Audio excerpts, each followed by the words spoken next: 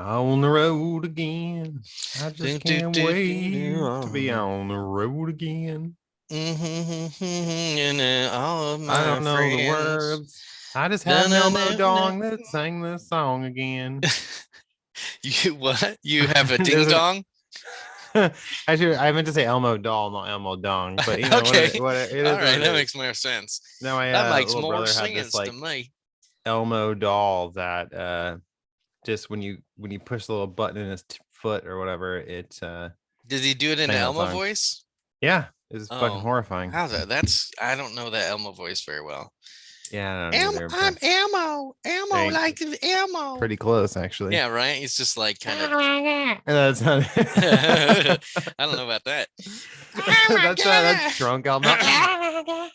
Oh my god! I don't know Ammo. what's going on. That's a Towley.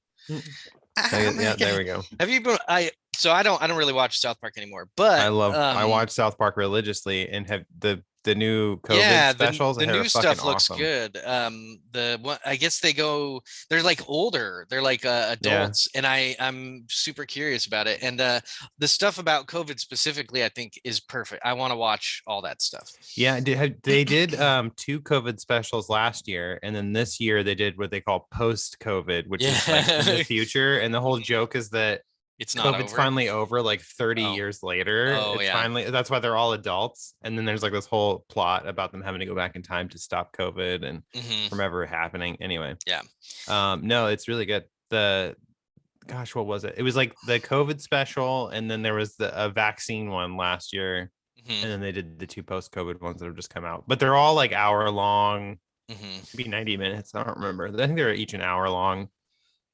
like special. They did that instead of doing like a normal season of the show last year. They just did these like COVID specials instead. So they did like two or three of them.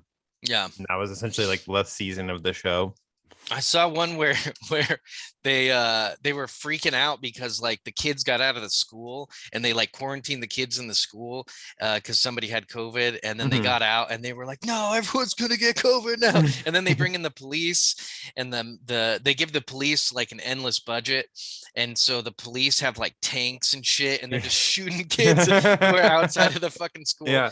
And then there's one where like the whole town is like, we got to evacuate, and so they take off, and then they're like running down the streets, and then they go global warming, and it's just like nothing, and they go, and then they're like, and then they turn the other way and they go left, and then they go global warming, and a dude's like, no, it got me, because he falls, and then Yeah. he's just like laying on the ground pretending to be hurt. That's actually like I a love way it. older episode because that was Yeah. it was like the day after tomorrow. Something, that was like the name of the episode, but it was like a whole Yeah. joke on global warming where it was kind of like a joke on the day after tomorrow, like disaster movies that were coming out that were all because it was like the same Yeah. time that 2012 movie with John Cusack came out, where Yeah. like it was this apocalyptic event in Yeah. 2012. And there's And like San but that's like yeah, it Andreas was and an stuff. older season, but there was a whole episode about global warming where they all like um put on like parkas and shit to go outside, and they're like, I'm Mhm. really warm, and they're like, that's the early stages of hypothermia. It's so good. I think I'm gonna get back into it. Where do you watch South Park? Do you just go to Comedy Central? It's on, so the show, it's I think it might still air, like it used to air on the South Park website, I think. Mm, But you can stream it through HBO Max. They have all the seasons on hmm there. And then the new COVID specials, they signed a deal with Paramount Plus. Oh So yeah, those are Paramount only going to Plus. Paramount. There's more and more stuff that I feel like I would enjoy on Paramount Plus. I can't Yeah. think of them right now because We I'm have not a like shill for them. Yeah, we have like every fucking streaming service, I Yeah, feel you like. do. And then it's so easy to add one on because a lot of times it's like $6 to $10 a month, and then you have all this stuff. So Yeah. I think the only one I don't really use very much is like Disney Plus. I just if like a new cool Star Wars, like when the new Boba Fett show starts, I'll probably watch that. But it's like I don't really do much with the Disney Plus or with Peacock, really. That just came with our Comcast stuff, so we're not really paying for that one separately. I don't think many people are talking about Peacock. Yeah. But speaking about birds, I wanted to promote another person's podcast here at the top of the show. Is a duck a Um, bird? I don't think it is. Anyway, continue. of course, it's a what? It's an It's a aquatic feathered fowl. creature. Ducks It's in are a definitely category all its own. ducks are definitely birds, dude. I mean, they fly. Give me a break. Is that all? Is that all the No, I prerequisites? mean they An have airplane's a bird. It they have flies. they have duck bones and they have eggs, and they're like definitely birds. Oh, now I'm gonna have to look that up. Fuck, bitch. Anyway, I recommend a podcast. It's not my recommendation, but it is a promotion. I want to introduce you to. It's called the Flockpod. Let me share my screen for the YouTube so they know what it looks like. Just one second. Really should have had this It's queued prepared. up Shut up. already. Oh, there you go. The It's Flock Pod. the Flockpod. Come to the And Flock Pod for a flocking good time. it's Flock. I think they do a really good job. They are dedicated to talking about the U of O sports and U of O sports culture. And recently, actually, they just had an interview with Joey Harrington, which is fucking awesome. I don't know a ton about it, but they got him on there and they chatted with him. So if you want to hear that, they're on Spotify. That's what I'm showing here, but they're also on any of the other major podcast outlets. And let's see here. I know Justin is one of the hosts, and then he has another host. I don't know that guy's name. I was trying to look it up on here, but I don't see that listed I particularly. don't see in their about section. Is there an about section here? Over the right, it says about, but it doesn't have much information. It's just a link. Yep. So yeah, check them out on podcast, especially if you're into U of O, if you're in Eugene, if you like sports, if you like football. I recommend it. I've listened to a few episodes myself and I enjoyed it, even though I'm not a huge sports fan. Excellent. Yes. So that's the our nice plug for the day. Excellent. Other than the recommendations at the end and maybe other things that we'll talk about. Of course. What's been going on with you? You done with your book yet? I mean, you're done with your new book? I'm like I'm almost halfway done writing another book while I'm still waiting Christ. for Vanessa to edit the other one. Nice. So I mean, I have this fantasy that I'm just going to simultaneously release 2 books at the same time. Well, you could just do that, but stories. I mean, I could just hold on to one until the other one's done. But yeah. So I've been working on that, and then just scraping together the last minute holiday stuff. We're doing like a very small little shindig at our house on Christmas Eve, and so we finished buying presents, getting those all wrapped up. We went and bought stuff for Christmas meal. I bought a new car. Whoa, there you go. That's awesome. It wasn't last week, but the week before, Friday, the week before. It's a 2021 Toyota RAV4 hybrid. Ooh, it's very, very nice. SU Vizzle. I got it in the blue flame color. It's very sweet. RAV4. Mm-hmm. I'm gonna look at what it looks like. The RAV4 hybrid. I have a picture on my phone, but it's a hybrid. Yeah. Hell yeah, it's a hybrid. Yeah, I was gonna get a Subaru Crosstrek, and then oh my god, fuck off, phone. That's what it looks like right there. Very pretty car there. It's a very pretty car there. Why the fuck is this changing on me? There we go. That's it. That's it. Oh, that's all blue and whatnot. Nice. Yeah.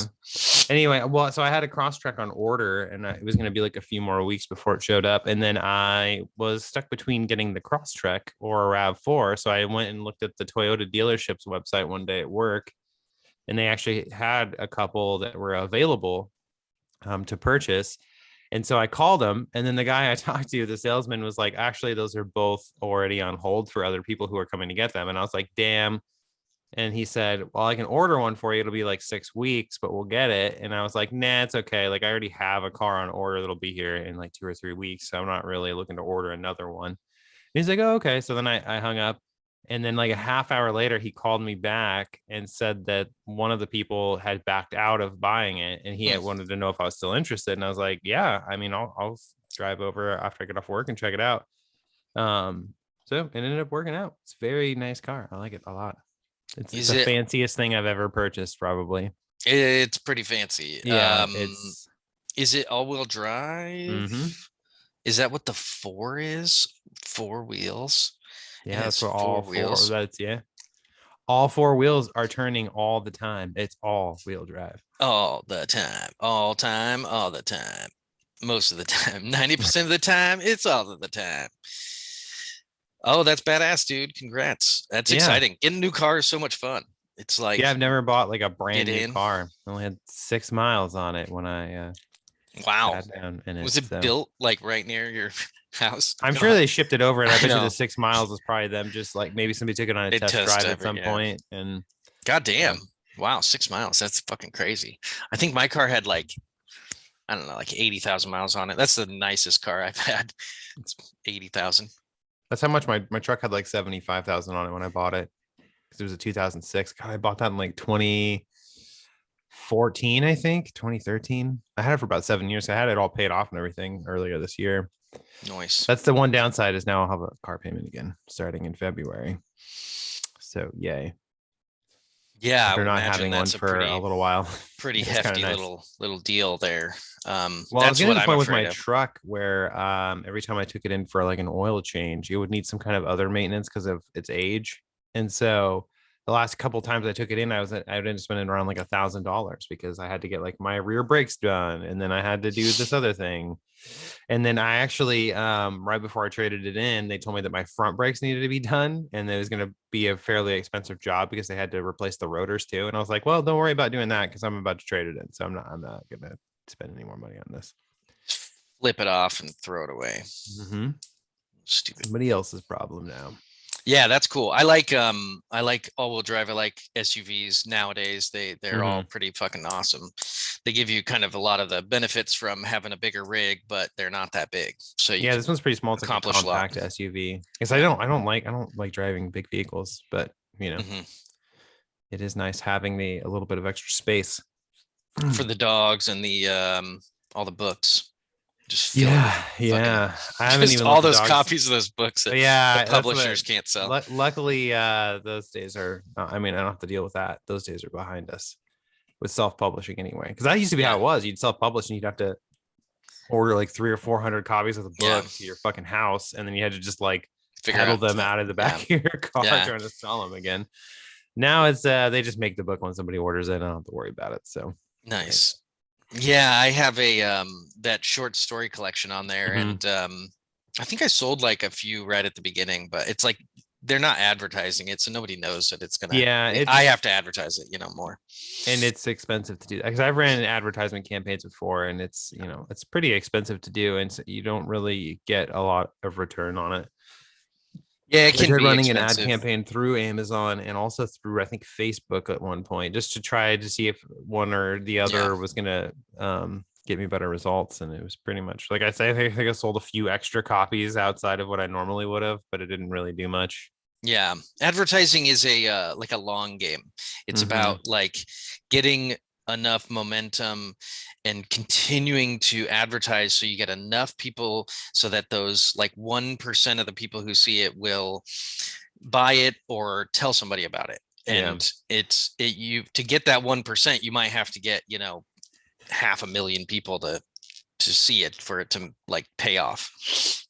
I feel like a lot of my advertisement just comes from word of mouth. Like a lot of people that I know who are like, or I meet, they're like, oh, you write books, and then they get one. And then it seems like most of the time people like it, and then they tell other people or they buy them as gifts for other people. And it's like, it kind of, you sort of start building this small following just based off of that. People who who've enjoyed your work. And then especially somebody like me, who I've been doing this for so many years, it's like, there's a lot to read.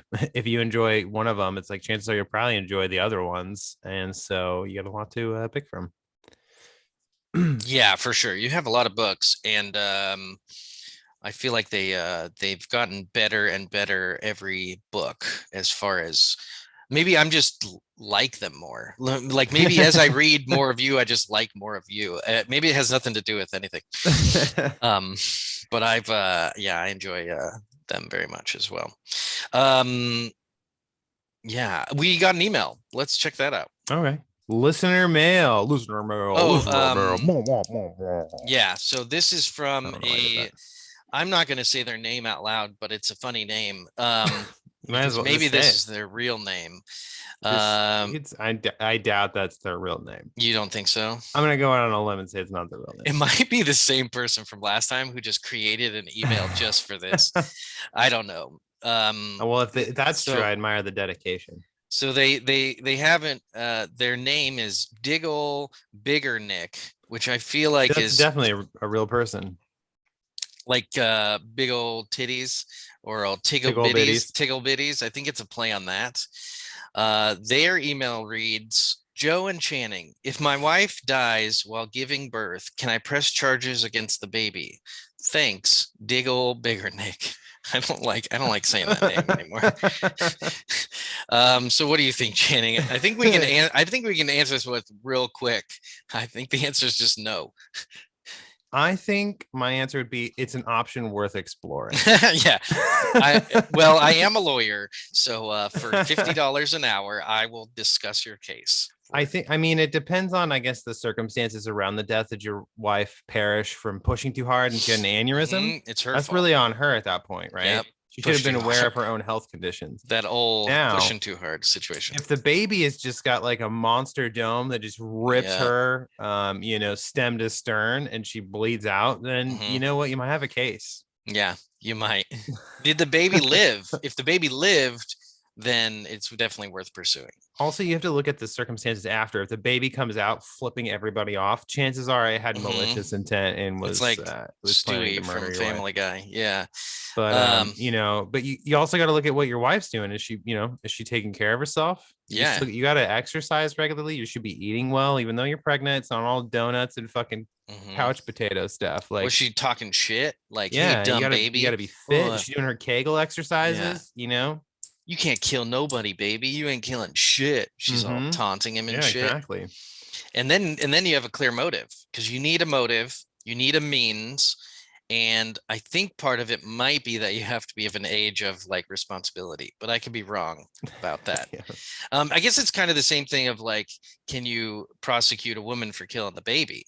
Like, because that's an abortion. That's the opposite of it. But I think one is like conscious and one would be an accident. Like, oops. I don't know. What do we really know about Wouldn't you blame the doctor anyway? You blame the doctor. Yeah, it's true. The doctor might be involved as well. What if the doctor, oh my God, I just figured it out. You know how they use the little stethoscopes and ultrasounds? What if the baby's communicating with the doctor through these methods and they had fucking planned your wife's murder? Whispering into the stethoscope. Yeah. Hey, keep me in here a while. Let my head get bigger. You let my head get bigger. Pitch apart when I come out. She's been talking mad yes, shit. my lord. Yes. It's been using the voice on the doctor. And then you've got a case. You got to record those stethoscopic recordings, which is probably possible. And then my recommendation is, if your wife's pregnant and you're concerned about this, start gathering your evidence and data now. Like, really observe what's happening so that you can build a case if it becomes necessary. You got to don't trust babies, man. They come out looking like little angry red aliens. Sometimes they're blue, depending on how much they're getting strangled by the umbilical cord. On every time I've helped with birth, they always seem to be blue. They're like Meeseeks or Smurfs. And then you turn to the left and you look at, and there's like a blue dude, like who's the friend of the wife, and you're like, you son of a bitch, you fucked my asshole. Wife. I knew it wasn't mine. Fucking Meeseeks.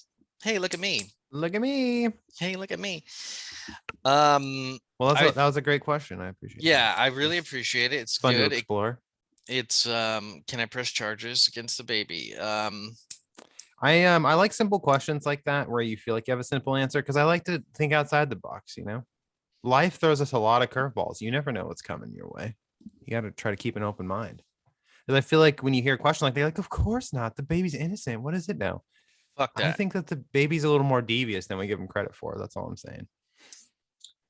Yeah, there's like a theory that like especially if there's like, you believe in reincarnation, that up into a certain point, the baby simply can't express themselves, but has all the memories of their previous life. And then as they start to develop, they lose those memories and then they become like a new person.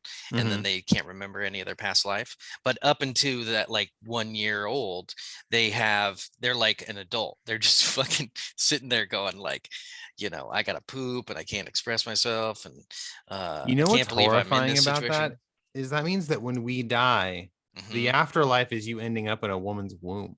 Yeah, And like it's fully that conscious. horror of Yeah. existence until you get pushed out or cut out Hmm. or die in there And you get to or watch get yourself aborted. slowly disintegrate into a new unknown being. So I have like okay, let's just stick on this for 1 second because Please. as I'm thinking That's obviously as the I'm most thinking about important this thing. a little bit more, Yeah. Are you? Have you so like just now? as people are being reincarnated, like our population's constantly growing. So theoretically, more people are being born than there are dying to be reincarnated, right? But they can keep reincarnating So you just forever. keep doing it. Yeah, Okay. All right. souls That makes a little more sense. don't I was gonna say disappear. eventually that math wouldn't add up because there's so many more people in the world today than there's ever been.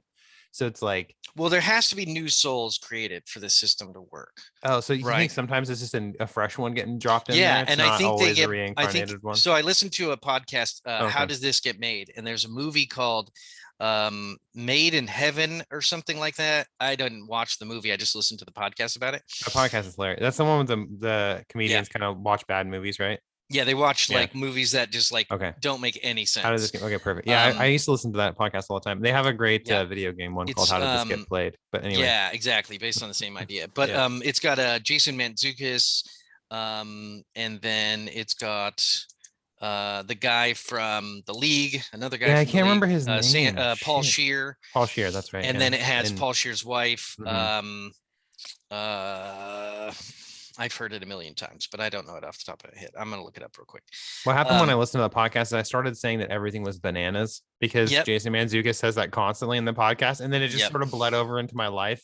Whenever I saw something ridiculous, I'm like, "Oh my god, that is bananas!" And I'm like, "Why am I saying this all of a sudden?"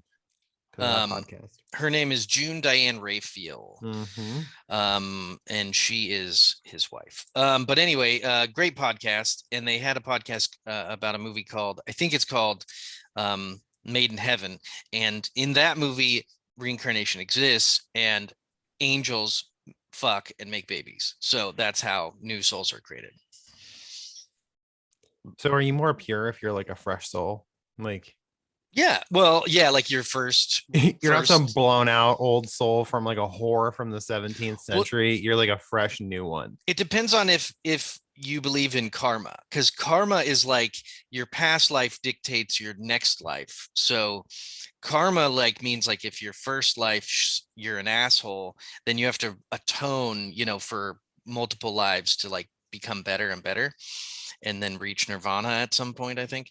And then but if you don't believe in karma, then it just every time it's like a clean slate and you just start over. So I feel like it would have to be a clean slate because how could you be responsible, right? Let's say reincarnation's real.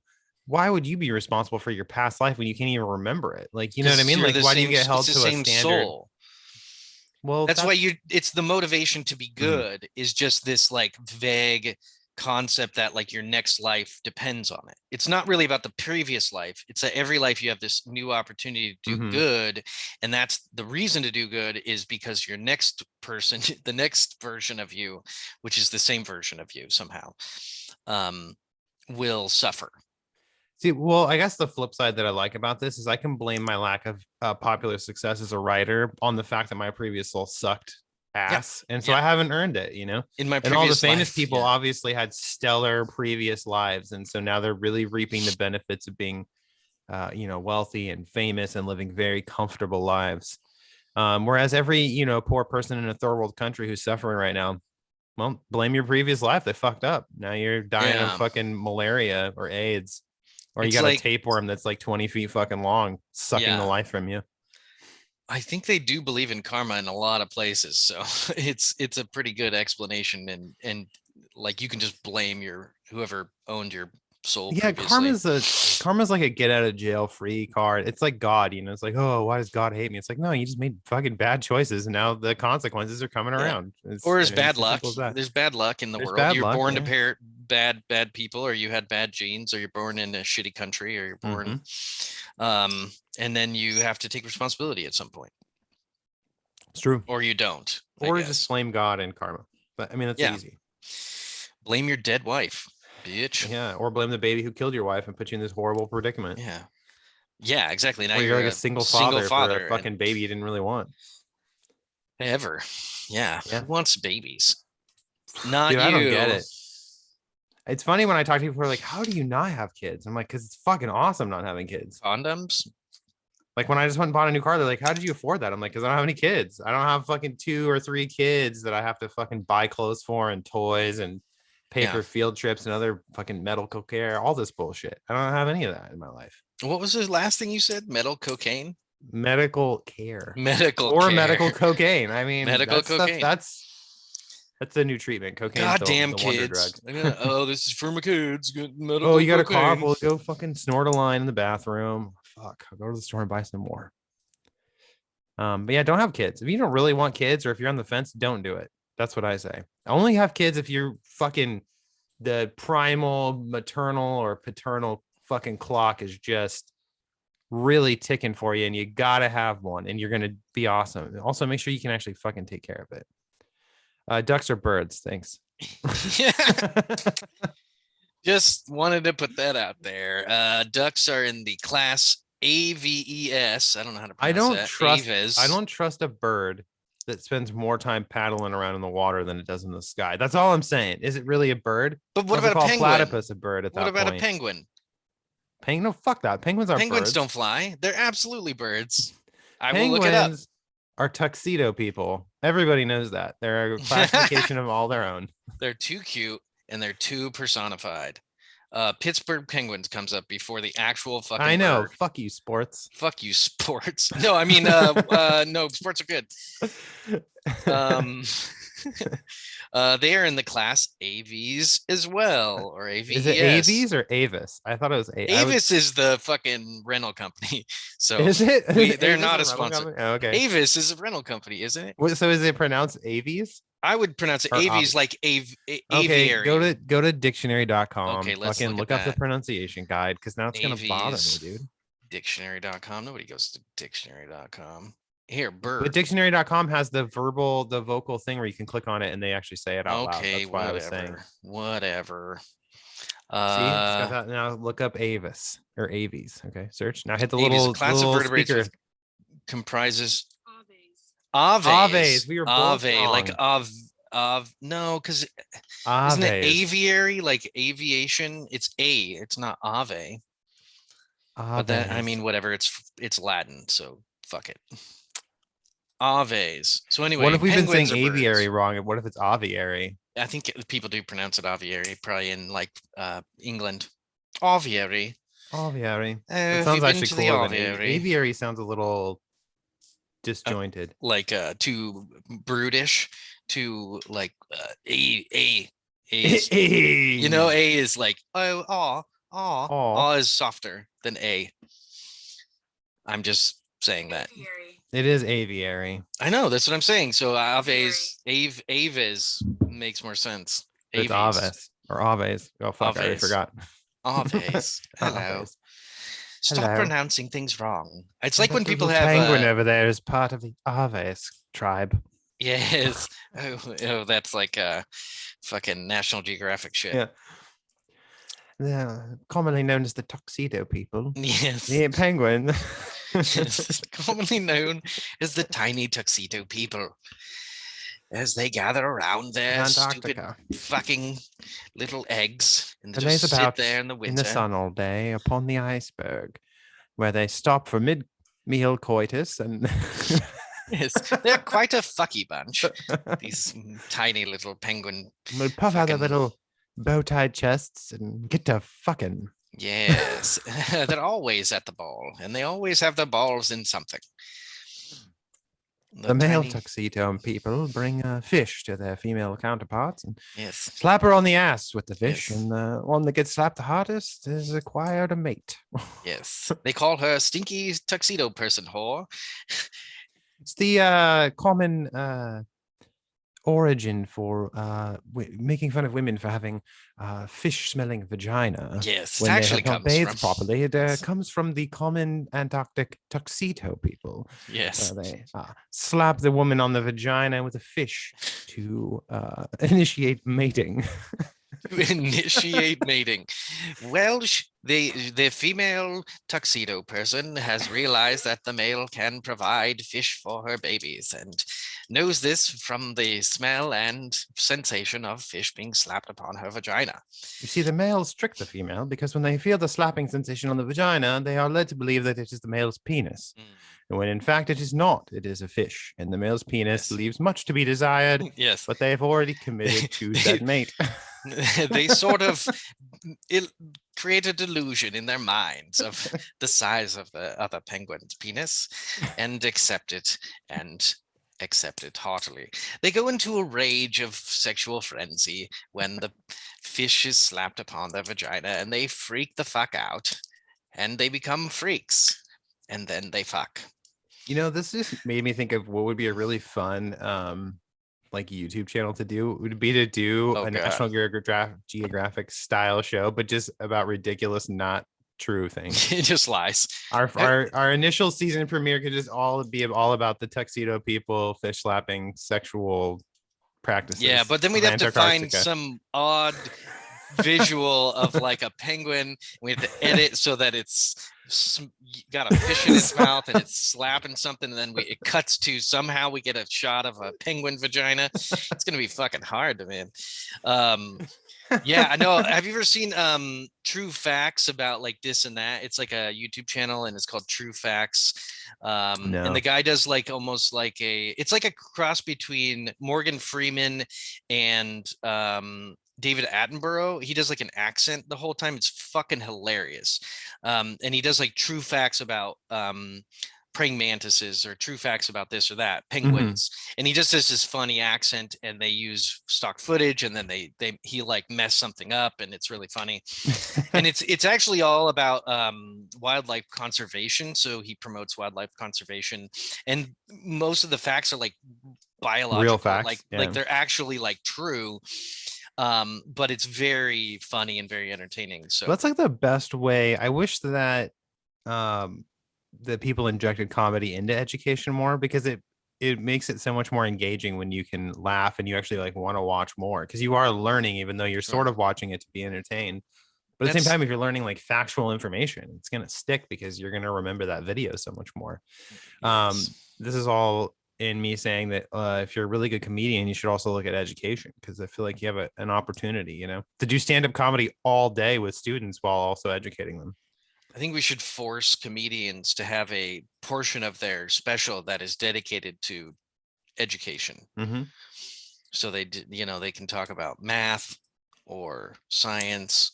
Math would be hard to inject comedy into. Science, I feel like would be pretty easy, because you just, scientific facts and do something ridiculous with them. But and then math, and then I was like, 2 + 2 doesn't equal 4. Yeah, and then one student just shoots themselves in the mouth. Yeah, just fucking. This is fucking stupid. Ends it right there. I didn't sign up for this stupid class. Stop it! Why am I at the helium? Also, why am I in high schole still learning that 2 + 2 is 4? I've got so many more problems in my life. Trigonometry. Yeah, I totally agree with all of that. Let's move on. Let's move on to something true. Let's move on to something true. Yeah, as opposed to the fucking tuxedo people. I don't know where you're getting. It's the northern tuxedo people of Antarctica. Get it correct. The northern tuxedo people of Antarctica, which is the most northern you can get, even though what's at the South Pole? Is there anything down there? It's polar bears? It's the asshole of the world. Nobody goes down there. Oh, that's a cold asshole. It's like It never gets hemorrhoids because it can't get warm enough to develop any kind of swelling. So it's just a Oh. cold anus, but it's Mhm. soothing. It's like a wintergreen mint spray on your butthole, cool and fresh. Cool and fresh. What would you do for a Klondike bar in your butt? That's what happens if you say that, is you just end up on the South Pole just alone. That's where they ship all the people who put Klondike bars in their assholes. They're just like, Yeah. nah, sorry, you got to go down to the South Pole now. That's where you live now. Yeah, sorry. The You rest of you fucking psychopaths down there. you deviant freak fuck. Plenty of snow to shove up your ass while you're there. So anyway, what's the topic of the show? Topic of the Hot topic. Hot sprocket. hot sprockets. Yeah, hot sprockets. I thought we could talk about a philosophy called Stoicism, because Stoicism. I'm thinking about adopting it as a diehard, almost cultish Whoa. situation. Yeah, we should definitely talk about this before you make this sort of commitment. Well, I'm not. I'm still thinking about it. I've gotten about 2 or 3 pages into one book, and wow, it must be really convincing. It's 3 pages into this 400-page novel, and I'm sold, man. Well, the first page, it said, you will get all of the riches and pussy if you continue reading. And oh yeah, easy sell then. What's crazy is it was talking about slapping vaginas with fish, and we just talked about that. That's what Stoicism is actually about. This stoic penguin always gets his mate. It's the biggest salmon in the sea. So I don't know. Just thought I'd. Do you know anything about Stoicism? Do you? Not much. I read a little bit yesterday when you were bringing up potential topics. So why don't you give us a rundown? I'm sure not many people are going to know what you're talking about. It's hard to talk about specific philosophies because there's different ways to talk about them. You can talk about them, like the history of it, the like the people that espoused them. You can talk about like literary works related to them, because philosophy is a general kind of topic, right? And so you can have different philosophers who have different schools of thinking and literal schools of educating people as to like how you should live or how you should think. But because philosophy is so generic, it's almost like the term religion or the term like science, although science is a little more based on a process of learning than just the generic concept of learning. So to talk about a philosophy, I think is difficult because, for one, I don't know a ton about Stoicism. I just feel like I like it more than a lot of other practical philosophies. It might be one of the only practical philosophies. Like, can you think of a philosophy that tells you how to live that's not a religion? Can you think of any? I feel like like Buddhism is pretty close. It's kind of a philosophy, but I feel like the religion. Objectivism that Ayn Rand wrote about is probably it's like the only one that jumps out where it's not religiously based. It's almost based more just on like you taking care of yourself and being responsible for your actions and not relying on others and you know, all this stuff. It has nothing to do with God or spirituality or anything. It's almost more based on like your objective reality of what you can see, feel, touch, taste, smell, etc. Yeah. I've heard of Objectivism. I was really into Objectivism for a while when I was into Ayn Rand and Stefan Molyneux. It's a kind of like scientifically based, like things are real if they're objective. Like there's nothing, there's no mysticism in it. There's no magic. There's no afterlife unless you can prove it. Everything relies on a kind of like objective sensory information. Yeah, my introduction to objectivism actually was through the video game BioShock. That whole game is based on it takes place in a city that basically exists following the ideas of objectivism. How like it's a totally free market. Everybody, like, Yeah.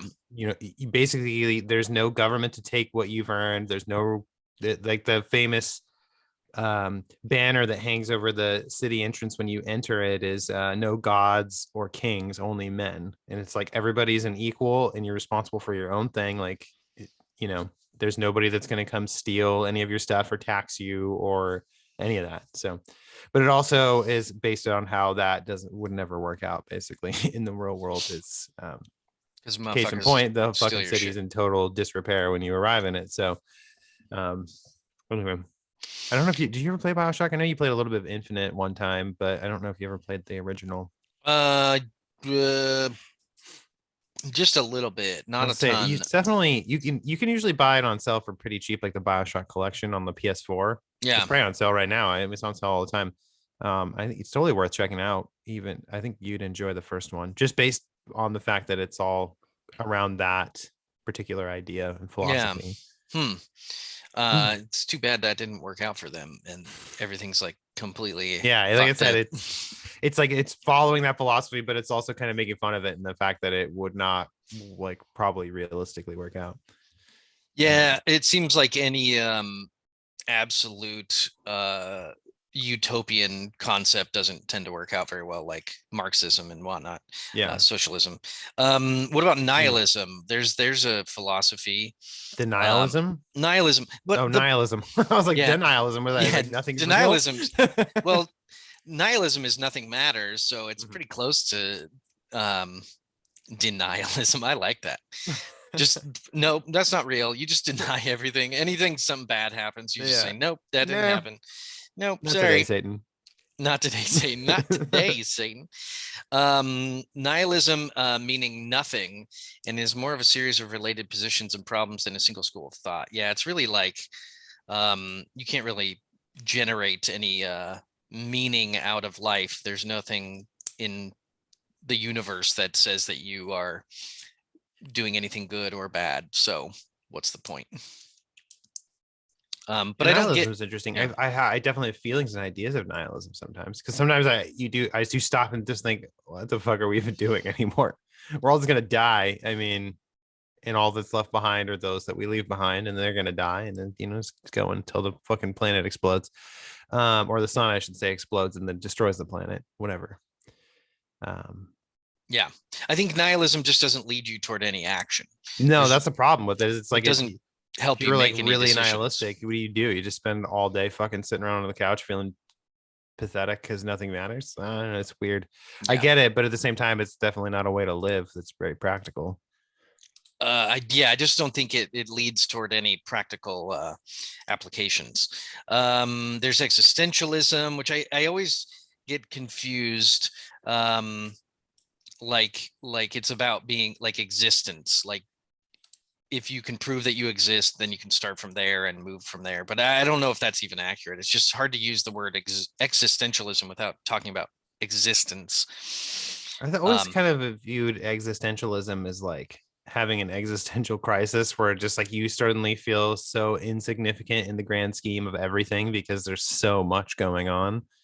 It's like, I mean, an infinite number of things going on, really. And so it can become overwhelming when you realize that you're just a very minor pinprick in Yeah, the fabric of reality. it's very akin to nihilism in that Yeah. like you can say that you exist, but you can't really go from there to any major logical proposition. Like just because you exist doesn't mean much.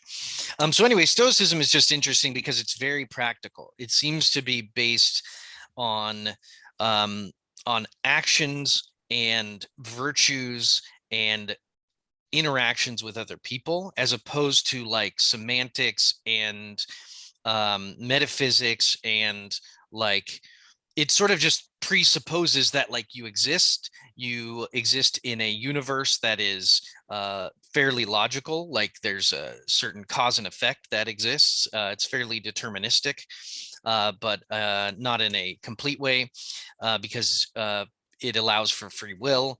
And it seems to be kind of like it just takes all of the like really stereotypically good attributes and just says do those things. It's like have courage. There's 4 tenets that are kind of categorizes Stoicism. One is wisdom. So being logical, being educated, being thoughtful, and being conscious. Justice. So knowing right from wrong and doing what's right, like all the time, which is a fairly debatable subject morally. And then courage, so having the courage to do what's right, even if it's hard, having the courage to like get up and do things when you don't feel like doing them, when you're like nihilistic. And then temperance, so like having control over your instincts, having control over your addictions, having control, like discipline, being disciplined. Like you can drink, but you have to be moderate. You can do this, but you should be moderate about that, being kind of balanced in the way that you're controlling yourself.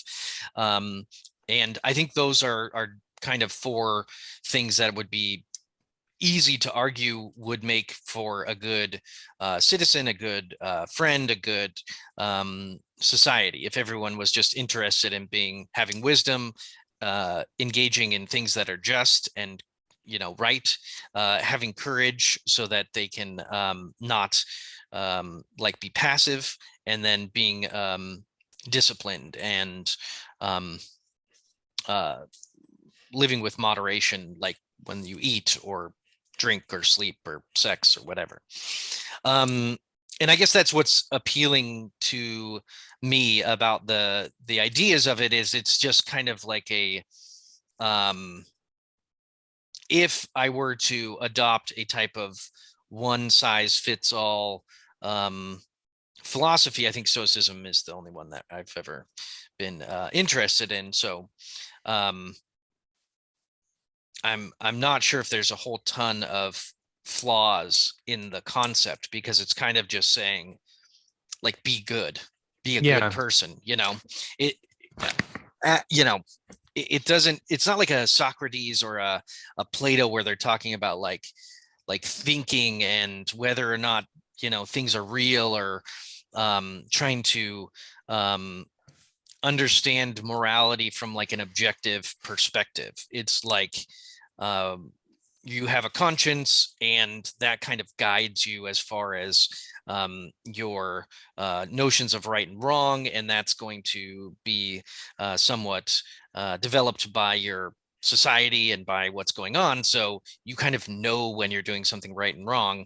It doesn't leave a lot of room for sadism, psychopathology, sociopathy, but those are rare cases anyway. So if those people are a problem, they wouldn't be Stoics. They would be fucking outcasts in a society of Stoics. You wouldn't allow those people to continue to live among you, because they're not living with justice, they're not living with courage, they're not being temperate, and they're not being very wise. So anyway, that's just a kind of brief overview as far as what I've read so far. I like it. It's kind of, it sounds like a philosophy that I try to abide by, in terms of just being, it's like I always follow the do unto others as you would have done unto you kind of mentality, where it's like, if I'm about to make a decision that affects somebody, would it be a decision that would, like, would I like the choice if it was being done to me, kind of a thing. So like, that's something I abide by, where it's like, oh, I wouldn't like it if somebody did this to me. I'm not going to do this to this person. And I feel like the world would be so much better place if everybody was as decent to each other and thought like that, and just was generally nice. Or if you don't like somebody, or you don't have something nice to say to them, then just don't say, just leave them alone. I don't really interact with people that I have no interest in dealing with, or that I don't have like positive feelings toward. I don't like them for some reason, or they have a personality that I just don't jive with. I just don't interact with them, or I interact with them on a very minimal basis. Like if it's like like maybe I have to work with them on something. It's like, well, I'm going to work with you on this work, and that's it. Like that's where our relationship begins and ends. And so I think it helps me to actually, I get along with almost everybody, like especially like at work and in my life. I don't really have many people that I don't feel like I don't get along with, and I feel like that's because I generally try to treat everybody with respect and how I would want to be treated. Um, it's one the virtues of that stoicism that I find fascinating, because in our society we're a very consumer driven society where we're constantly consuming, whether it's buying goods, eating way too much fast food, and that's why we have an obesity epidemic happening.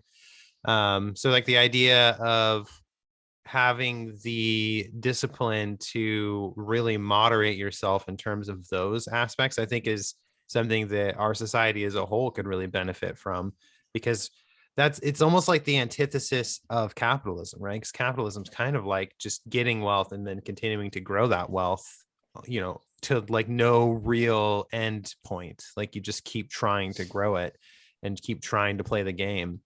Or it seems like with stoicism, it's more like having what you need to meet your needs and letting that be enough. Whereas Yeah, we definitely don't live in a society like that, where everybody's constantly chasing something that a lot of times we don't really need. We just want more and more, and it's like you get that thing, and then you just start to want the next thing. I feel like a yeah, lot of people really struggle with learning to be happy with the things that they have, when they, especially if you are in good health and you have a home and you have food. I mean, in your basically like all your basic needs to live your life somewhat comfortably are met, and just learning to be happy with that. Like I feel like as a society, and I even struggle with it myself, it's like you sort of always want this next thing, or you think that this next thing is going to make you happier for some reason. It never does. Like you get that thing and then you just want the next thing. And so I like that tenet of it, where it's like trying to learn to be happy and moderate yourself in a reasonable way while treating others with respect, and just being a decent, I guess, sort of chivalrous person in a way. yeah. It's about not like having goals that are directed toward your own betterment as a like human in a society. Mhm. And so if your actions are doing anything other than making yourself better toward the goals of like being more wise, being more courageous, being more just, and being more disciplined, if anything you're doing that's not leading toward those goals, it shouldn't be done according to Stoics. Like Mhm. you're if you're just buying things to buy things, or if you're buying things to try to attain some status in your community, for these kind of selfish, fame-driven purposes, to get a reputation as like somebody who's wealthy or something, or somebody who's just reaching for money for status reasons. Those things don't really benefit you or society, and so you shouldn't be trying to go for those things. And I think that's very, very difficult. I think it's Oh very yeah. difficult because there are reasons why being having a certain reputation of affluence or power or wealth or whatever, um, there are benefits to you in a selfish way, like more mate selection, or amassing more money so that I think a lot of it has to do with like the hierarchy, and trying to be on the top of the hierarchy so you can get more um valuable mates, especially Mhm. for men, where a lot of times um you know you want to seem like you have money, and you want to seem like you have um some type of power and status in society so that you can obtain females. uh, Mhm. Without that need, I don't know if people would be so driven toward, if there wasn't any sex, I don't know if people would be driven toward um excess in the way of just stuff. You know what I mean? Like Mhm. it kind of throws logic out the window and says we need to mate. You need to do whatever it takes to survive and bring up new people into the world, and part of that is competing against other men who have more resources than you. So I think that's an interesting kind of dichotomy and instinctual clash. Like we could all just be, perfect little stoics if we didn't have any desire for anything, like that's why like Buddhism seems like a really similar philosophy to Stoicism, in that like Buddhists believe in not having desires, like though, because you would have an expectation and then you don't get that expectation, and then you like if you have this desire to like be rich and famous and then you don't get there, you might actually become very depressed and things like that, and that's leads you toward pain. And I think it's similar with Stoicism, although Stoicism doesn't say don't desire anything, it just says desire the right things and don't desire the wrong things. So it seems a little bit more practical, although desire is just very important difficult too, because Yeah, I mean, you desire got is to sort desire of something. a Food. driving factor for you to better yourself and to accomplish goals. If you don't have a desire Yeah, you don't do anything. then that's What's so the it's point? like I kind of understand the I guess the comfort in not having desires and living a very Monkish life. like monkish life, but that's also it sucks. And I think it doesn't sound appealing because we are raised in a society where like it's built around having goals and like achieving goals and having this drive and this work ethic and all these things. And so it's like it almost defies like our whole society in a way of in terms of having no desires. I mean, Yeah. It also so denies a certain level of human nature, because you can pretend like you don't desire anything, but you desire food, shelter, and you would almost desire not to have relationships. desires. So Like you a would, yeah, it's desire-ception. kind of desireception. It is kind of like eats itself if you really take it to its extended version, because to desire no desires is still a To goal desire. of some sort. Yeah. Yeah. So you have to accept that you have goals in life, but it's just about trying to have moral, virtuous goals. Like I don't want to just have the hottest chick. I want to have a really good family that I can raise really good people, and I can have a really productive family life that betters the world, that betters the society, that we're where all of the people in the family are self-sustaining, and they're moral, and they're not greedy, and they are disciplined, and all this stuff that like you could see would kind of be a kind of allow you to resist all the horrible things that happen in the world, like famine and wars and things like that. The one of the books that I got when I originally started looking was this one, which is it's called Meditations by Marcus Aurelius. It's super duper famous for Stoicism, and I was going to read just a couple little pieces out of it and see what we think about it. It's the closest I've ever gotten to like reading a Bible, and it weirds me the fuck out. But it's a slippery slope, Joe. This is how it I don't. starts. That's what I'm saying. I'm getting into a cult. Next time we see you, you're going to be help. wearing like the fucking a bed sheet over your shoulder. Yeah. And I'm now Roman. Say unto others, unto thee, and thusly. Okay. Anyway, it's translated a little more than in the original fucking whatever Roman. What is it? Latin that they wrote it in? Hebrew? No. Was it Greek? I don't fucking know. It was Greek. I'm not a historian. I think it was Greek. Right.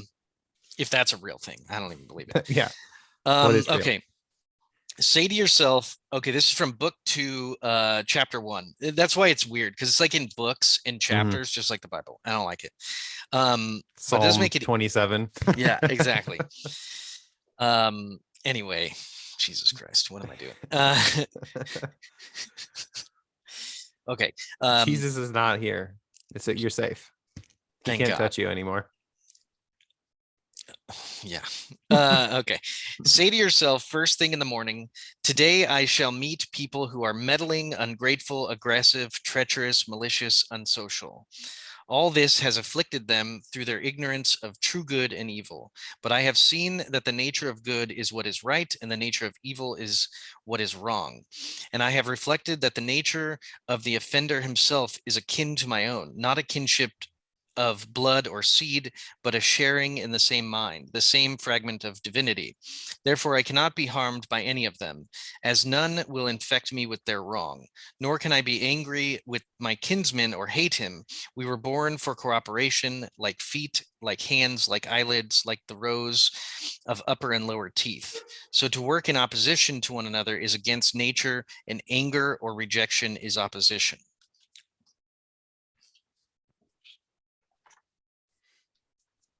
So everybody sucks, but you are awesome. Yeah, exactly. Bam, bam. I think that's like, it's like, don't let other people's shitty dispositions and just expect that people are going to be rude and cantankerous, and they're going to like test your ability to control yourself.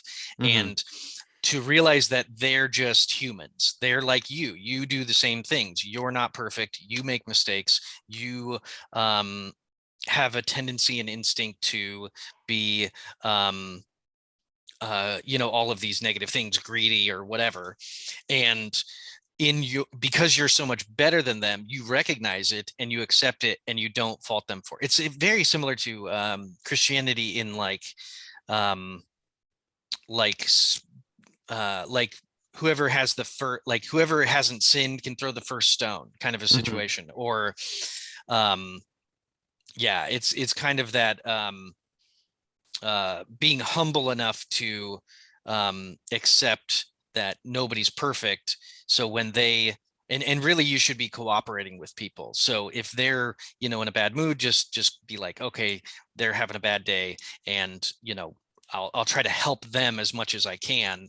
And if I can't help them, then I need to just move on and not worry about it, because it doesn't need to affect me just because they're in a bad mood.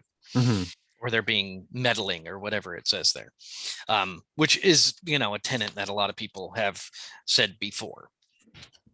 Yeah, it's a pretty common one. I think the hardest thing for people to do in terms of that is letting go when you have a negative interaction with somebody, because a lot of people, I think, hold on to that, and then they do let it bother them for longer than it should, or they take it personally when really it has nothing to do with them, because the person was upset about something that had nothing to do with you.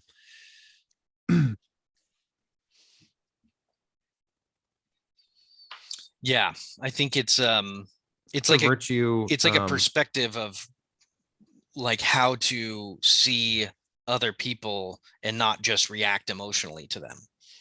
Yeah, it's something that you use a lot in like the customer service industry. Because I remember when I was a store manager and at Spencer's, and I was a manager at Barnes and Noble, and we would have customers that were difficult, for whatever reason. They came in upset, and then we're sort of taking it out on my employees, and then my employees would start to get frustrated or upset. And so it's like I would help them deal with the customer, and then once the customer left, I was like, hey, you're fine. Like, you didn't do anything wrong. That person probably just had something going on in their personal life, and they brought it in here with them, and you don't need to worry about it. You did everything you could. You helped them with their return or whatever the issue was. I used to joke too, like at Barnes and Noble, because there's a lot of elderly clientele there. And so they would get impatient if the line was too long because they were standing there or whatever. And so then sometimes by the time they got up to the front to check out, they would be irritable because they had to wait so long, or they would complain. And then, after the customer would leave, I just be like, don't worry, don't worry about it. We can only do what we can do with the staff we have on hand. And they're probably just upset because they're old and they're dying, and they know that their time's limited. And so just know that that's why they're upset. They might have probably in pain because they're fucking 80 and their knees hurt. And so that's probably why they're grouchy. It has nothing to do with you. One of the things Stoicism is all about is only trying to control the things that you can control. And if you can't control it, don't even think about it. Literally, don't even worry about it. If it's not directly under your control, then why are you worried about it? Which I think is very, very difficult to actually implement because we feel like we're kind of in control of everything, and we try to be in control of everything. But you just aren't in control of everything. And deciding what you can be in control of, or what you actually are in control of, allows you to focus your energy in a way that actually matters. And then also only pursuing things that are, in this kind of righteousness, which I'm dubious of slightly, allows you to just not do all the bullshit you've been doing. Like, why are you doing all this other stuff? And why are you worried about things that you can't control? You're just wasting a bunch of energy on things like that. Yeah. I struggle with letting go of things sometimes. Like if I have a bad interaction with somebody, whether I was really at fault or not, like I have a hard time letting it go. And I think part of that is because that I sort of replay the interaction in my mind and try to analyze it to find a solution to avoid that particular thing from happening again in such a poor way. And so it's like that's where I have a hard time letting go. Is it's like sometimes I'll dwell on something for a long time, but it's more because I'm trying to figure out where it went wrong and like what I could have done to have altered it into a better outcome. Sure. When sometimes there's nothing you could have done. I mean, sometimes people are just pissed about things, and no matter what you do, they're just not going to be happy in the end. Well, and you're not going to enter into any interaction with perfect preparation and perfect implementation. So you have to realize that as long as you go into it with a kind of like you're trying to help, you're trying to make things better, then that's all you can do. You can't is like, you're not going into it trying to make people mad. You're not going into it trying to make things worse or to demean someone. You're going into it with respect. You just are going into a terrible situation because you're there and you're supposed to. But your intentions and goals were as good as they could be, and you tried to do good. So what else could anyone expect? I did my best. I know. So here's another one that's kind of related that I found. It's book 8, chapter or book 8, paragraph 4. It's just like little sections. It's not like the Bible at all. Psalm 32. It's totally different. For God so loved the world that he gave his only begotten Chapter son. 16, verse 4 through 17. Yeah, let's read the Bible sometime. That'll be fun. I'm down. Let's read the whole Bible. That'll be like our supplemental extra episode every week. Like it's just Bible reading. If we do the like a Patreon, the extra episodes will just be us reading the Bible. It's like, what? I'm not paying for that shit. You loser. Why am I doing this? This isn't a religious podcast. It's a cult podcast. Okay, number 4 here of book 8. It says, even if you burst with indignation, they will still carry on regardless, which is like your side of that equation. Like if you're in a situation and you just like lash out and you're indignant and you do something and you're like all mad at somebody, they don't give a fuck. They're just going to move on. They're not sitting there going, oh man, I really pissed you off. I better worry about that. So why are you worrying about other people's worries? They don't care about you that much. So there. And then I have one more. It is book 4, number 2.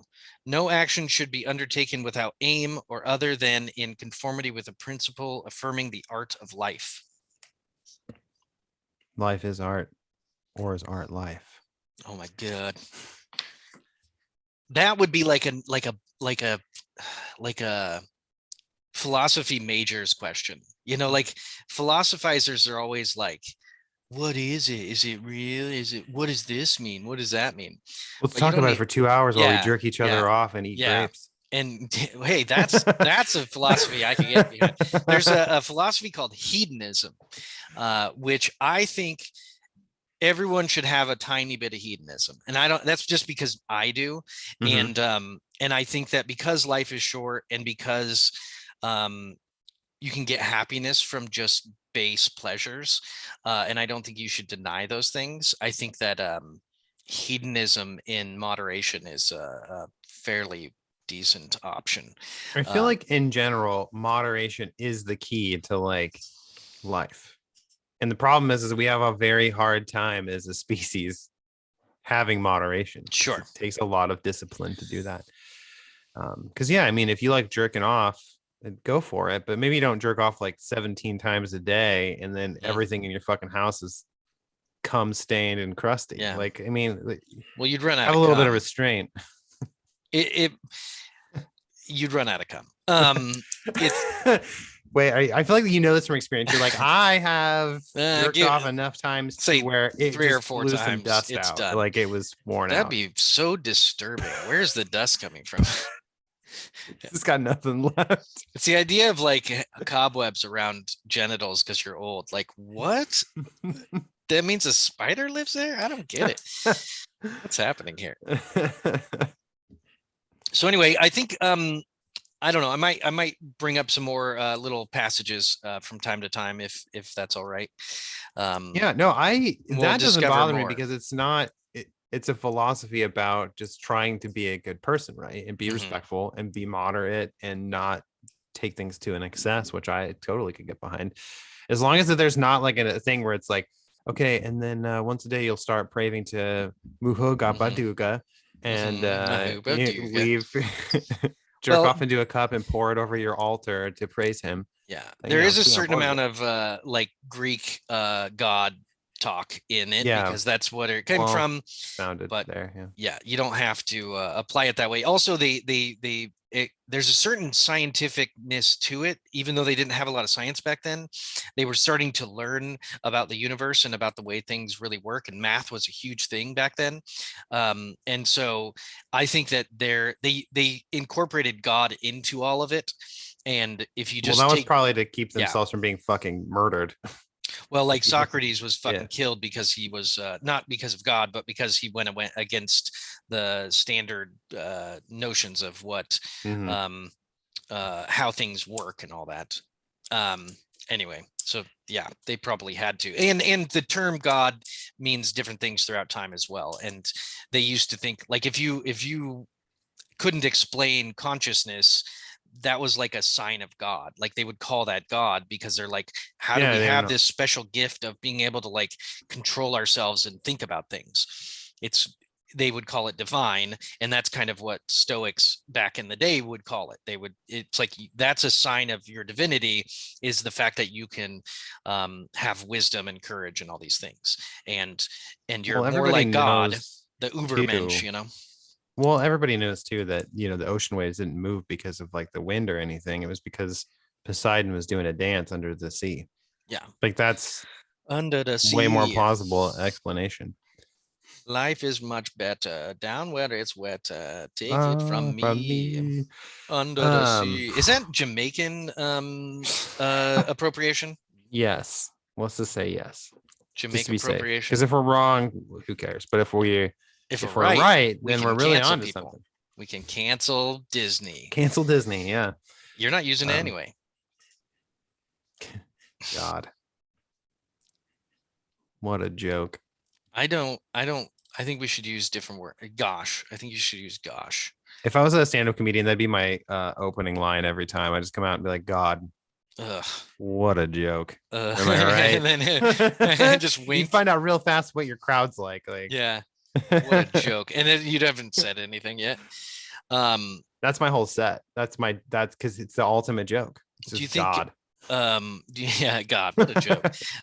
Do you think woke God would be like, he'd identify as something else? He'd be like, I think a woke God would identify as a pansexual, non-binary, like being of light. Yeah, that's good. I was looking for one more title to put on there.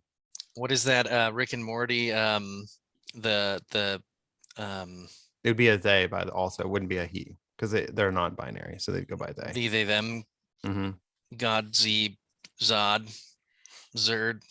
Also, Zod. would God wouldn't have genitals, right? Because who's he fucking to like? I mean, he's Maybe God. he's Just fucking fucked angels. himself, I guess. Maybe I don't he's really... fucking the angels to make the new baby souls for Oh, reincarnation purposes. reincarnation. Got it. Okay, it's all coming together now. That's how you become like a class S Omega pure soul, is if you came right from God's class S Omega pure soul. Yeah, I'm from God's dick. It's just I'm not. I mean, I don't have any proof. So I got perfect skin, perfect no big deal. features, universally attractive, right out of God's dick. Right out of God's dick. You fucked a plump angel though, so I got some trouble with my weight, but I get by.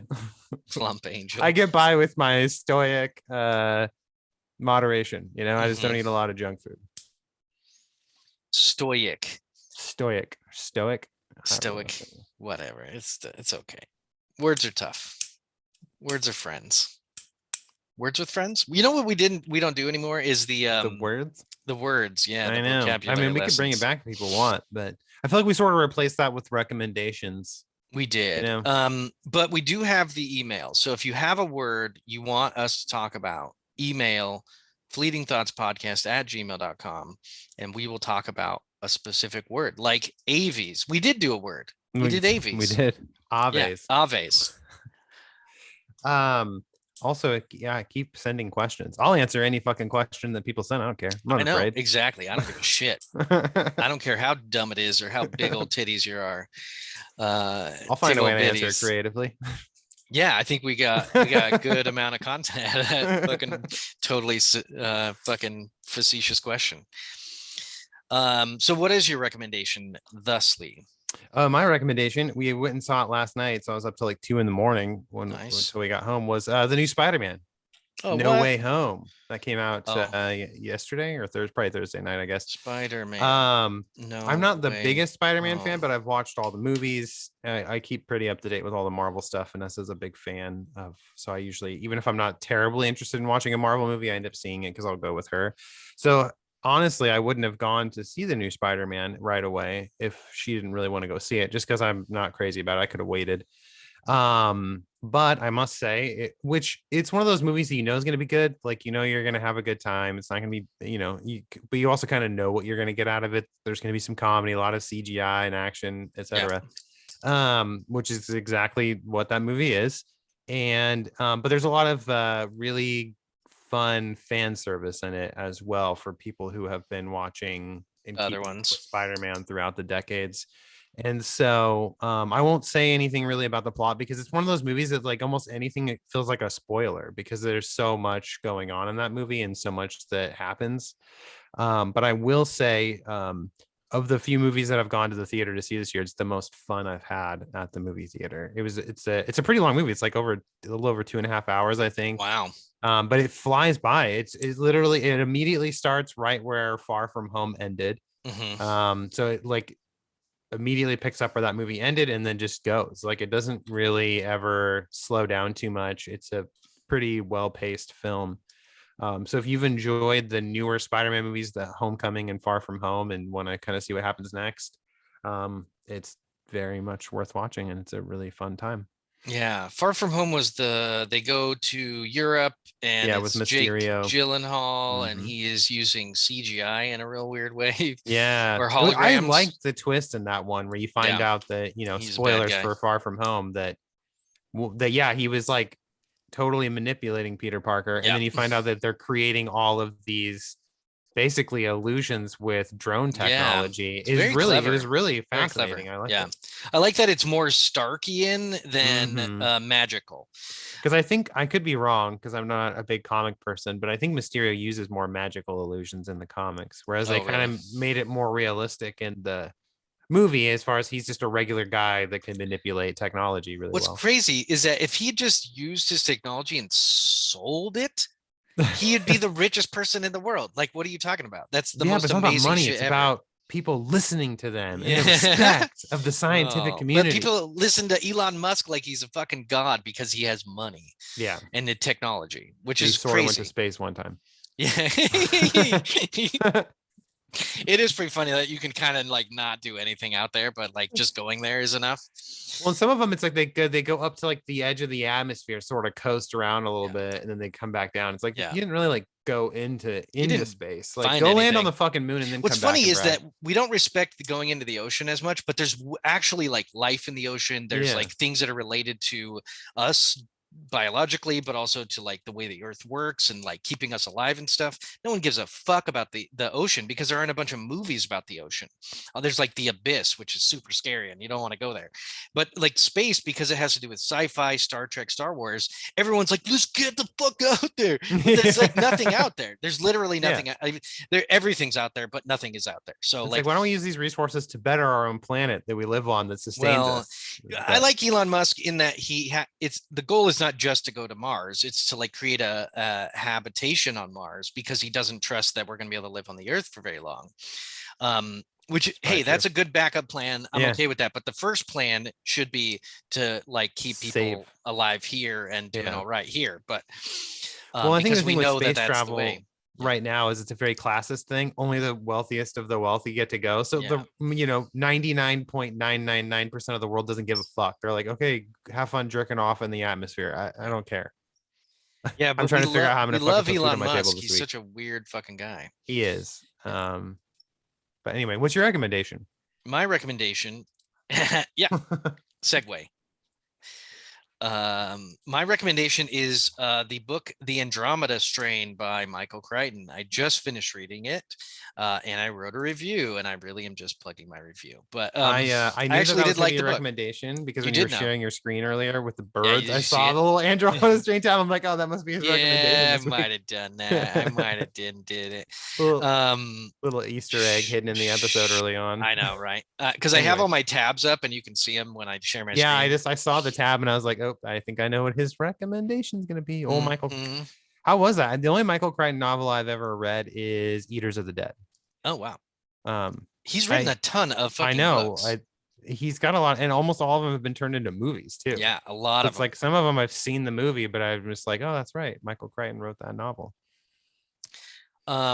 He wrote Congo, he wrote Jurassic Park, he wrote tons of books. The Andromeda Strain actually did get made into a movie in like the 70s, and it looks like Dustin Hoffman in it, right? No, I don't think so, but I didn't recognize anybody in virus movie.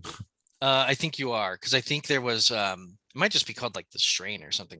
But Andromeda Strain, the movie, I watched the trailer for it, and it's like almost like it looks exactly like the book. Like it's like old-fashioned technology, but like doing the most modern thing of the day. But it's pretty cool and somewhat relevant because of COVID, because it's about a disease virus, isn't it, or something? Yeah, it's about an alien substance that gets like hitches a ride on a satellite, and it ends up in this town and everybody dies. But it's like really mysterious, really interesting. But like the vast majority of the book is just these scientists in a lab trying to figure it out, and it's very, very scientific. And like they talk about EEGs and microscopes and like different history of like people involved with the project. And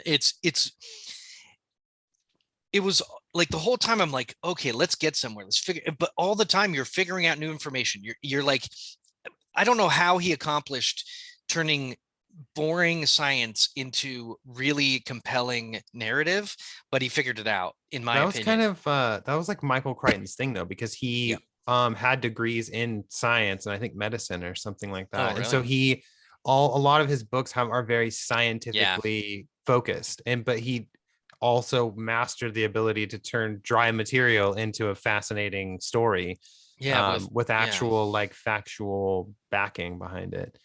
So that was kind of like his big thing. Like the Congo has that too, but the Congo's just or Congo, the book is just more like action oriented, and like it's an adventure and they're traveling. This one, they're just in a lab like the whole time. There's a few little things going on outside that are kind of interesting with the military, but and then at the very end, there's like this major climax that just I would usually I read about a chapter or two a day, and I just had to get to the end. Like by the time you get to a certain point, it's just this like race to like like finalize the book and figure out the ultimate issues.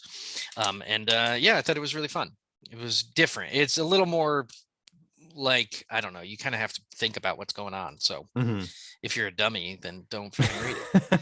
I wrote at the last thing I wrote was in my review was, with COVID-19 existing and permeating culture, I'm sure that this book might freak people out a little. So if you have a hard time separating fact from fiction, then this may not be the book for you, but you probably won't admit it anyway. So go ahead and read it. I thought that was a clever little I like it, jab at the I reader. haven't I've read read some like pandemic-y type stuff or post-apocalyptic fiction that has to do with a pandemic. I don't know, it doesn't bother me. I think it doesn't bother me because as unfortunate as COVID has been, and you know, the 800,000 plus United States citizens that have perished from it, it's like also really not that serious in terms of, in comparing it to like usually these diseases in the fictional stories where it's like, you know, in Stephen King's The Stand, the super flu fucking kills like 99 or 95% of the population. It's like, that's not what's happening in the real world right now. I mean, lots of people have died, but definitely nowhere near that many people have died. So it's like, definitely not as scary as the way these fictional accounts make them. I think be. You know, it's really bad when there are bodies in the street and people you know are dead. Yep. And that's how you know a pandemic is actually a problem. It's a plague, when there are literally, like, you see death every day, and people are dwindling, and they're like, well, we got a vaccine figured out within like a year, so it's like, I mean, really, it would be completely under control if they could just convince everybody to take a vaccine. I think it would probably be not. I think it'd probably be, for the most part, over at this point. I mean, it's probably going to crop up still here and there and breakthrough cases, but the biggest struggle now is just convincing people who are adamant about not getting a vaccine to get a vaccine. So it's going to keep lingering, I'm sure. Whereas usually in the fictional novels, they can't figure out a disease, or everybody fucking dies before they can figure out a cure or whatever. And so that's something not what happened in real life. Yeah, they pretty much have a way to combat it pretty effectively. I think that because biology is not, other than the fact that people think that maybe COVID was created by people, which could be a situation where you have something very new that is very, very bad. That's usually how it is in the fictional stories too. Like in The Stand, the super flu, it's like a biological weapon that they were working on, and then it leaks out of the lab, and bada bing, bada boom. Things like that don't really happen because evolution is not really that sudden and drastic, or else we wouldn't be here. If we were so susceptible to viruses over the course of the last 300 million years, then we would all be dead. But we're actually very adaptive, and things don't just crop up that are just so terribly bad. Because if that was the case in nature, then humans wouldn't be around for as long as we have been. You know, 300,000 years as our species may have existed, or even 100,000 years is so long. You know, it just seems like it's unlikely that one virus is going to take us out. I think the closest we ever got was probably the Black Plague, and there's a lot just of death. because that did take out a very large portion of the European population. I think we're more likely to die from things that are really sudden and drastic, like wars, nuclear holocaust, asteroids that are unpredictable, like with the dinosaurs. Like, I think that's just more likely than virus. But I think natural resource depletion will probably be the biggest threat overall. Or economic collapse. That's going to kill a bunch of people potentially too, where people can't run their businesses or whatever, and so you don't have farms. You know, we really just need food. Like, that's where it comes down to. Like, you could get rid paper. Don't forget the toilet paper. I'll shit all over your face. I think like, you could get rid of Best Buy. Like, and nobody's gonna die because of Best Buy. But you get rid of you know, the grocery store, and where are you gonna get your food? From your butt? You just poop it out and then eat it. That's not Mhm. gonna go. That's not gonna Mhm. last very long for you. Not too many iterations of I that. feel like you might have more success eating somebody else's poop because there might be nutrients in there that didn't come out. Because if you're just eating your own poop, that's the waste that your body got rid of. So why are we talking about this again? I don't know. Also, if you eat somebody else's poop, you're likely to get all of the things that they're immune to and you're Yeah, it not. doesn't And do then well. all the worms and bacteria and stuff. It's not How many people do you know have fucking worms? all of them. What are you talking about? Wait a minute. You're You not have friends worms? with bums? Wait, what? I've been hanging out in the fucking bum camps, man. They all have worms. That's my weight loss. Like whenever I start gaining weight and I need to lose weight, I just give myself a tapeworm, and I just have that thing live with me for about 6 months, and then I go ixnay that fucker at the doctor. But it's effective Ixnay. weight loss method. Yeah. Yeah. Yeah, and just pull it out of your butt. Mhm. I remember looking up tapeworms because I was terrified of them. It was kind of like schizophrenia. It's like, oh, I guess I need to learn about this because it's terrifying. And I remember like Important. hearing that what people would do is they would starve themselves for multiple days at a time. And then they would put food on a plate or a bowl, and then they would go to bed, and then the tapeworm would come out of them to get the food. I can't believe What? that. But I remember reading that somewhere or listening. Somebody told me that. That or sounds something. like some And I was like, fictional shit to me, dude. what happens if you wake up and there's a fucking 6-foot tapeworm coming out of your mouth and it's only halfway out? I guess in Rick and Morty they did something like that. That'd be terrifying. And I can't imagine. Looks over What, do at you you, pull realizes on you're it? awake, and it's What like, if you oh, what if you cheers, mate. cut it and it becomes 2? I don't like any of that. Don't. Well, that talk to was me what about that. they were saying that, like, I remember when we were studying tapeworms in science, it was like in biology, because in a lot of third world countries they have problems with them. Yeah. And they were saying that like one method that they'll try to use to get rid of them is that they make an incision and they'll take like a stick or a pencil, and then they'll literally Wrap it. and try. But the So it problem doesn't is when break. they go to detach the head, if they don't It's- get it all and they leave a little chunk of it still attached, then it just regrows back in there. Oh wow. So Yeah. it's like, yeah, Ugh. you have to get the whole fucking thing Well, out. and otherwise I'd you have imagine problems. back in the day, people just lived with tons of fucking gross parasites and shit all over their bodies and all over in their guts and stuff. Mhm. Which is interesting because over time we've evolved to have bacteria and things inside of us that are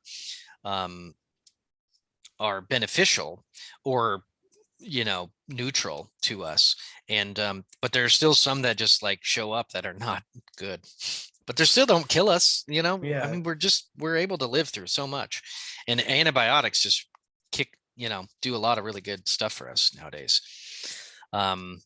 But anyway, so I want to remind everyone, check out the Flockpod on all your major podcast venues, and check that out for U of O sports info.